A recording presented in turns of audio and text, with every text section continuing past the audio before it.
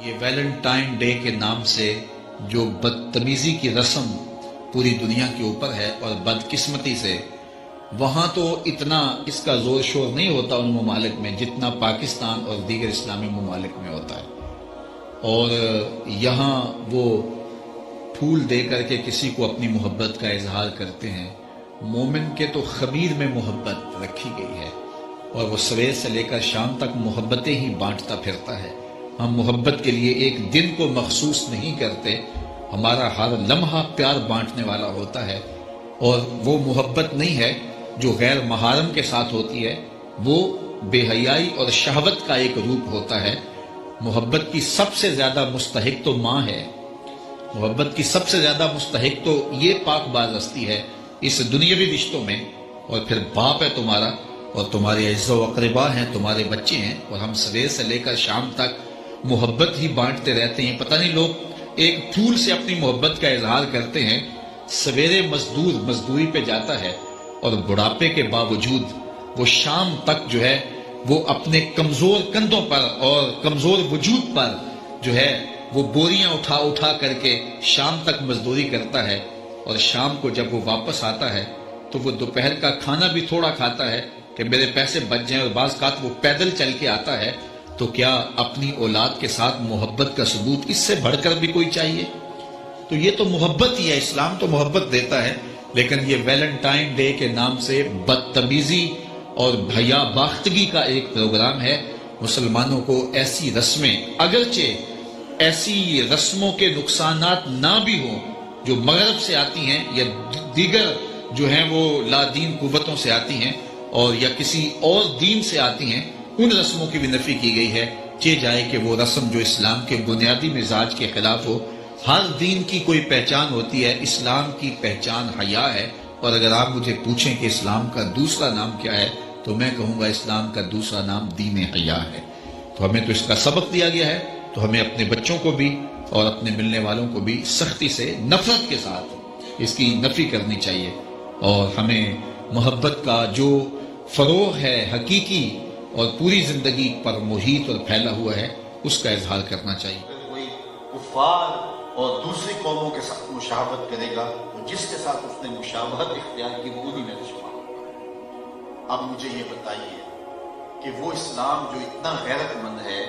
کہ ایسے امور میں بھی مشابہت گوارا نہیں کرتا جو اسلام کے کسی واجب اور فرض سے نہ ٹکراتے ہوں، اور ایسے امور سے میں بھی مشابہت گوارا نہیں کرتا جو عبادت کا رنگ ہو، تو وہ ایسی رسموں کو کیسے گوارا کر لے گا اور اپنے اندر جذب کر لے گا کہ جو اسلام کے بنیادی مزاج سے ٹکراتی ہے۔ تو آج اپنے حقیقی ولیمے سے لے کر کے اپنی شادی بیاہ کی ساری تقریبات کا ہم جائزہ لیں کہ ہمارا کیا کیا انداز، ہمارے کیا کیا تیور بن گئے ہیں جو اسلام کے مزاج سے ہی ٹکراتے ہیں۔ یہ ویلنٹائن ڈے کے نام سے جو بدتمیزی مغرب سے میڈیا کے ذریعے ہمارے تک پہنچی، اور پھر نسل نو نے اپنی نفسیاتی کمزوریوں کی وجہ سے اس کو اختیار کیا، اور آج اگر ممبر و محراب سے اس کے خلاف آواز اٹھائی جاتی ہے تو یہ بات کہہ دی جاتی ہے کہ تم تو ہماری آزادی پر پابندی لگاتے ہو۔ یار نہ صحیح کسی خاتون کے ساتھ جو ہے وہ محبت کا اظہار غیر محرم کے ساتھ، ماں کے ساتھ جو ہے وہ محبت کا تو اظہار کیا جا سکتا ہے، اپنے باپ کے ساتھ وہ محبت کا اظہار کیا جاتا ہے، ضرور غیر محرم کے ساتھ محبت کا اظہار کرنا ہے۔ اس طرح کی دلیلیں دے کر کے بھی جو ہے اس کے جواز کے راستے نکالے جاتے ہیں۔ میاں اسلام کا اپنا مزاج ہے، اسلام نے کوئی دن اور کوئی وقت مقرر نہیں کیا محبت کا۔ یہ دوسری قومیں ہیں جو سال کے بعد جا کے اپنی ماں کو پھول دیتے ہیں، سال کے بعد جا کے اپنے باپ کا دن مناتے ہیں۔ اسلام تو 24 گھنٹے ماں کی خدمت کا درس دیتا ہے، وہ تو لمحہ لمحہ باپ کی خدمت کا درس دیتا ہے، اور وہ جو ہے وہ بیوی کے روپ کے اندر تمہارا جو ساتھی ہے اس کے جذبات کا خیال رکھنے، اس کے ساتھ محبت کا اظہار کرنے کی تلقین کرتا ہے،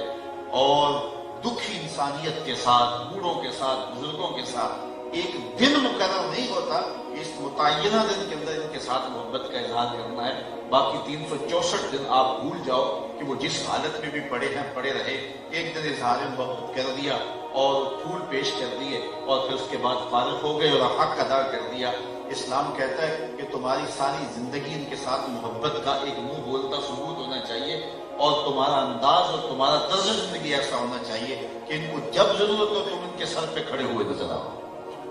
تو یہ غیروں کی رسموں کو سینے سے لگانا اور ان کے ساتھ کھڑا ہو جانا، اور کہتے ہیں جب یہ دن آتا تو پاکستان کے جو ہے اس ٹالوں سے پھول نہیں ملتے ہیں اور کیا کیا تماشے لگتے ہیں۔ یار ایک مومن کو کیا زیبا ہے، کیا اس کے لائق ہے کہ وہ غیروں کی رسموں کو سینے سے لگائے اور پھر اس کو نبھاتا پھرے اور اس کے اوپر دلائل دیتا پھرے، اور یہ جو ہے وہ میڈیا کے اوپر بیٹھ کے ٹین ٹین کرنے والے 2 نمبر دانشور اس پہ باتیں کرتے پھرے۔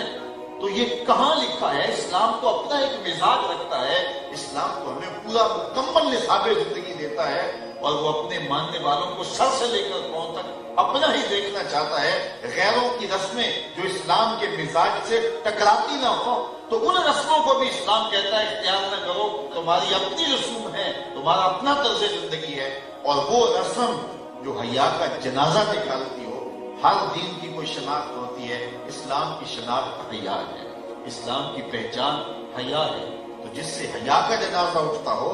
تو حیا کے پردے چاک ہوتے ہوں تو اسلام کس طرح اس کی حوصلہ افزائی کی اجازت کرے گا؟ تو میں اور آپ بطور مسلمان اپنے آپ کو اور اپنی اولادوں کو اور اپنے ماحول کو پاکیزہ رکھنے کی کوشش کریں، اور ہمارا طرز زندگی، ہمارا انداز معاشرت سر سے لے کر پاؤں تک شریعت کے سانچے میں ڈلا ہوا ہو، آدھا تیتر آدھا بٹیر نہیں، بلکہ سر سے لے کر پاؤں تک ہم مسلمان ہوں۔ اور فرمایا گیا یا ایھا الذین آمنوا ادخلوا فی السلم کافہ، اے ایمان والو آئے ہو تو پھر